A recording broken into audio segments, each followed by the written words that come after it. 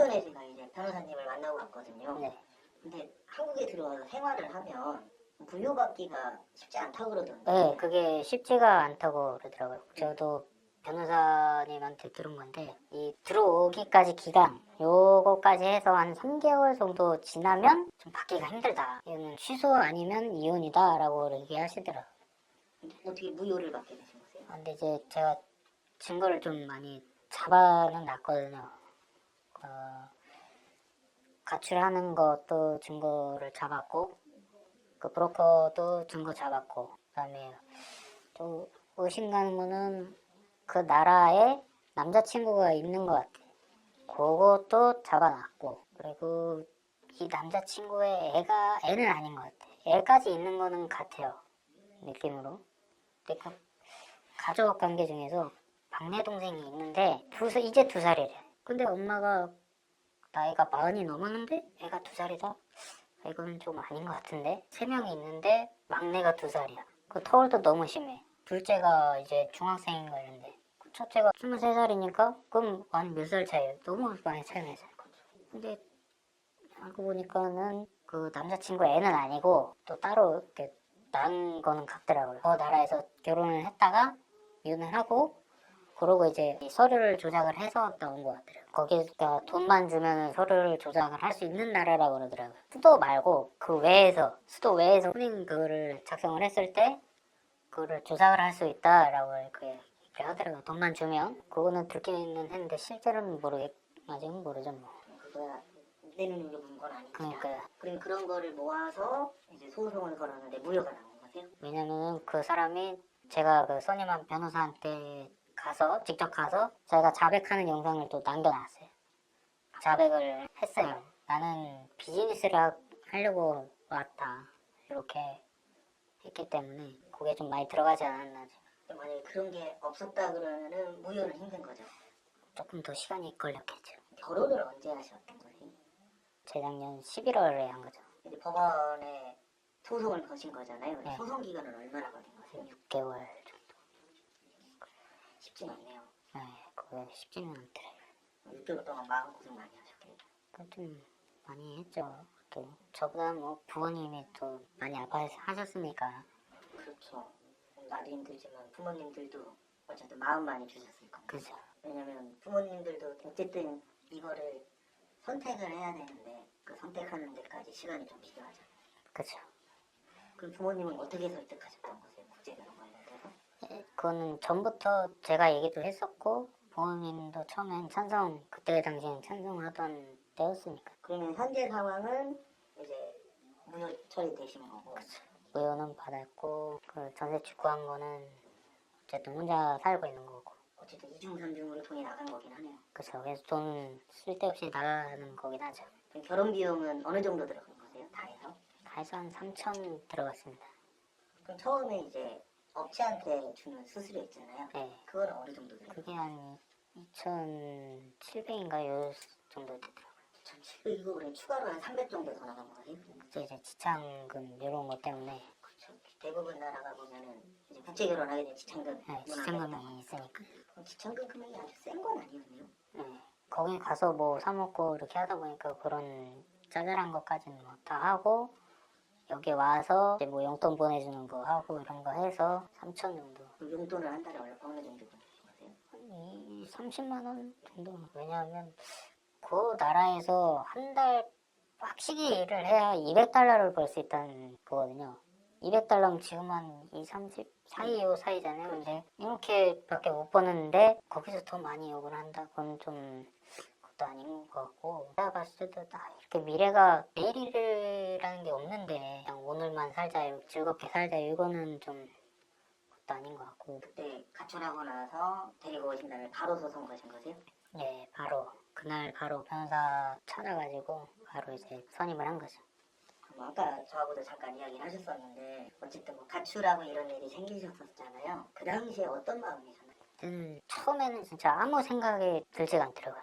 머릿속에 그냥 하얘지는 거. 막상 당해보니까 진짜 아무 생각이 아예 안 나더라고요. 저희가 일반적으로 봤을 때 그런 일 생기면 변호사 찾으면 되는 거 아니냐 이렇게 생각들 그쵸. 하잖아요. 제 3의 입장에서는 왜 아무 생각이 안 나냐 이런 얘기를 하실 수는 있는데 막상 당해보면 이제 백지가 되는 거예요. 그냥 완전 그냥 백지되고 당황하고 아무것도 하기도 싫어지고 그런 식으로 되더라고요. 이제 현타가 올 수밖에 없죠. 왜냐면 큰맘 먹고 해야 되는 거거든요. 그죠. 인터뷰 제가 요청 드렸을 때 인터뷰 하겠다라고 해주셨잖아요. 네. 그때 어떤 마음으로 인터뷰를 응해주신 거세요? 국제결혼을 하고 싶으신 분들한테 이게 조금이나마 도움이 됐으면 해서 제가 뭐 자랑인 건 아닌데 그래도 도움이 조금이라도 되고자 좀 인터뷰에 응한 거고요. 여러 유튜버에서도 얘기하듯이 뭐 어디 사촌 오빠든지 사촌 동생이라든지 이런 거는 무조건 골라야 된다고 그냥 생각을 해요.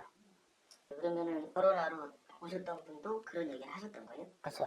통화를 하는데 사촌 오빠 이러는 거예요. 아 이게 한국에서만 듣던 그 내용이 여기서도 나오는구나.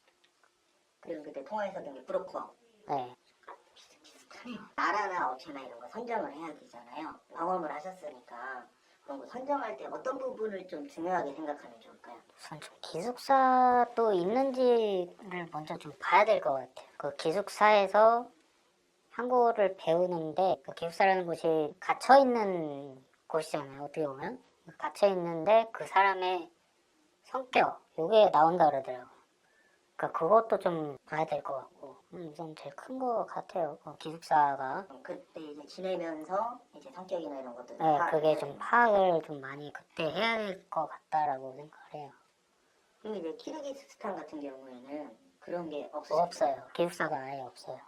그래서 제가 알고 있는 팀이 지금 한 5팀이 되는데 3팀은 이미 깨졌고 저 빼고 3팀은 깨졌고 2팀은 좀 잘 살고 있는 거죠. 물론 이 업체랑 한 그 팀이 아니기 때문에 그거는 뭐 얘기는 못 해드리는데 이제 그 나라를 하셨던 그쵸. 분들이 나라를 간 사람들이기 때문에 보면 같은 나라 이렇게 하셨던 분들끼리 네트워크 형성을 하시더라고요. 그죠. 네트워크가 이미 있긴 있어요. 근데 있는데 보통 보니까 우즈벡 남자들이 좀 많이 치근덕된다고 얘기를 하더라고요. 키르기스스탄 분들한테요. 네. 키르든 우즈든 카자흐든 간에 우즈벡에 있는 애들이 좀 그런 기질이 많다라고 얘기를 하더라고요. 그럴 수 있겠네요. 우리나라에 들어온 우즈벡 남자분들도 꽤 있으시죠. 그죠. 그 사람들이 그 여자한테 가서 꼬드긴다고 좀 많이 하더라고요. 무효 처리는 나신 거잖아요. 네. 아직 나이가 많으신 건 아니시니까 그러면 추후에 또 결혼 생각은 있으신 거세요? 있습니다. 예. 바로는 힘들잖아요. 워낙 돈이 들어. 바로는 힘들고 그래도 준비는 3, 4년 최대 5년은 더 해야 되지 않을까라고 생각은 하고 있습니다. 한번 나갔다 오면 드는 돈이 꽤 되기 때문에. 제 영상을 국제결혼 고민하고 계신 분들이 많이 보시잖아요. 그분들에게 한마디만 해주시겠어요? 물론 사고가 안 날 수는 없기는 한데 그래도 이런저런 얘기도 좀 많이 들어보시고 잘 고민 좀 해보셔가지고 진행하셨으면 좋겠습니다. 아까 얘기했듯이 뭐 걸러야 되는 이런 내용들을 좀 많이 좀 보셔야 될 것 같고 물론 제가 담배 피는 사람은 아니지만 그렇다고 해서 뭐 집안에서 담배 피는 건 좀 그거는 예의가 아니지 않나 그런 것도 일상적인 예의 이런 건 좀 보셔야 될 것 같아요. 네. 부모님 공경한다든지 이런 것도 좀 많이 보셔야 될 것 같고 이혼 과정이라는 것도 좀 보셔야 될 것 같고 그러면 그 당시에는 이혼했었다라는 걸 알고 만나셨던 거세요? 그 여자가 이혼했던 그 경력 그게 없었어요. 그냥 초혼이라고 돼 있었기 때문에 그럼 그걸 이제 여기 와서 증거를 잡다가 아시게 된 거세요? 그쵸. 그거는 이제 그냥 증거라기보다는 그럴 것 같다. 왜냐면 이 나이 차이가 너무 말이 안 되기 때문에 그리고 그 막내라는 얘가 얘를 너무 좋아했어. 엄마보다 얘를 좋아했어. 보통 엄마를 좋아해야 되는 게 맞는 것 같은데 얘를 좋아해. 물론 뭐 어느 다른 사람들 입장에서는 좋아할 수도 있지 할 수 있겠지만 이게 좀 달랐어요. 그리고 얘 핸드폰에서 그 둘이만 있는 영상을 제가 갖고 있었어요. 그 둘이 살 때. 그 애기하고 얘하고 같이 사는 거. 그건 말이 안 된다고 생각해요. 엄마 없이? 그럼 엄마는 얘가 된다는 소린데 근데 그 당시에는 그런 게 안 들어오잖아요. 그죠. 그때는 안 들리죠. 그게. 이게 뭐든지 다 일명 안경 쓰고 나면 끝인 거. 그죠. 근데 그때는 그것도 몰랐으니까 살짝 의심이 들 법도 한데 아니겠지 요것도 있었고 그래서 그렇죠. 그게 실질적으로 그냥 이런가 정도지. 그쵸 이런가 문화가 다르니까 아 이런가 뭐 예를 들어서 그 저희는 엄마를 엄마라고 부르잖아요. 거기는 반대로 불러요. 엄마는 아빠라고 부르고 아빠는 엄마라고 부르고 아 진짜요? 네, 그두 개가 달라요.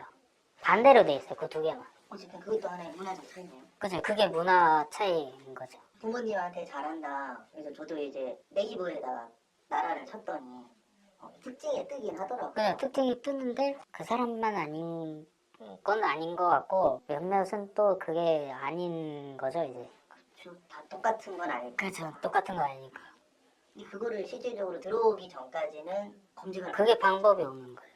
그거는 알아챌 수가 없어요.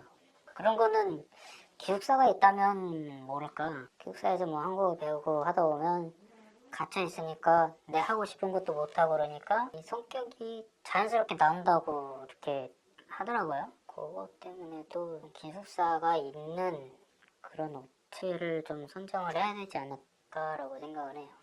좀 기숙사에 있으면서 또 이제 관찰을 하게 되니까. 그죠.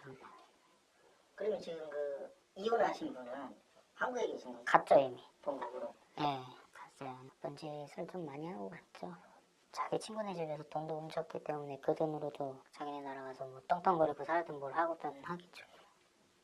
꽤 많이 훔쳐간다. 물론 한국인으로 봤을 때는 그래 한 80만 원이면 그 얼마 안 될 수도 있겠다라고 생각하는데 걔네한테는 엄청 큰 돈이죠. 그렇죠. 그럼 거의 뭐 한 30만 원이라고 쳐도 세 달은 일해야 돼. 그렇죠. 세 달치를 한 번에 하고 나는 거니까. 업체를 여러 군데 이렇게 소개를 받으셨었다 그랬잖아요. 어쨌든 한 군데를 정해야 되잖아요. 네. 그럼 그 업체를 정할 때 어떤 게 가장 중요하다고 생각하셨어요? 우선 그거를 상담을 먼저 좀 받아야 된다고 생각해요. 그 하나씩. 아니면 뭐 직접 찾아가서 그 업체한테 찾아가서 상담을 좀 받아보고 그다음에 좀 이 안에 사무실이 어떤가 이런 것도 좀 봐야 될 것 같고 그다음에 업체 주변에 이제 들리는 소문 이것도 좀 들어봐야 될 것 같고 요즘에 이제 업체도 되게 많아서 업체는 그건 어떻게 해야 잘 고르는 건지는 그건까지는 아직 모르겠습니다. 그건 정답이 없는 거예요. 그렇죠. 뭐 누구는 잘 되고 누구는 안 되고 이러니까 마무리 인사해 주시면 돼요. 어쨌든 이 영상 좀 보시고 많이 조심해가지고 국제결혼 잘 하셨으면 좋겠습니다. 예. 앞으로 국제결혼이 더 많아지겠죠. 많아지겠죠. 많아지는데 또 눈 뜨고 코 베이는 분들도 좀 그것도 많아질 거라고 생각을 해요. 그래서 그것도 좀 조심하셔야 될 거고 만약에 낌새가 조금이라도 있으면 무조건 증거를 좀 많이 잡아 두셔야 할 거예요. 모여받는 게 쉽지가 않아서 무조건 증거를 남기셔야 되고 그리고 이 사람이 그 이혼을 당하게 하려고 도발을 좀 많이 할 거예요. 그럼 직접 도발을 했었던 거예요? 그래서 여자가 도발을 많이 해요. 열받게 하고 사람을 계속 긁는 거죠. 열받게 하고 욕하게 만들려고 하고 때리게 만들려고 하고 근데 거기에 절대 넘어가시면 안 돼요. 넘어가시면 무조건 지는 싸움이기 때문에 그런 거 한다 그러면 증거로 무조건 남기셔야 돼요. 그리고 또 낌새에 추가할 거는 안 돼, 싫어, 몰라 요 세 단어가 좀 많이 나오거든요. 요거 나온다 그러면 거의 90% 이상은 도망갈 조짐이 있다고 생각을 해요. 뭘 물어봤을 때 안 돼, 싫어, 몰라 이렇게만 하면 그 다음에 대화를 이어나갈 수가 없잖아요. 그리고 전혀 대화를 안 하려고 그러고 그러면은 이미 그 도망갈 게 직전 요 상황까지 왔다고 생각을 하시면 될 것 같아요. 좀 전에 그 변호사님한테 들은 이야기랑 똑같네요. 무조건 증거 남기셔야 합니다. 오늘은 여기까지 하도록 하겠습니다. 네. 고생하셨습니다.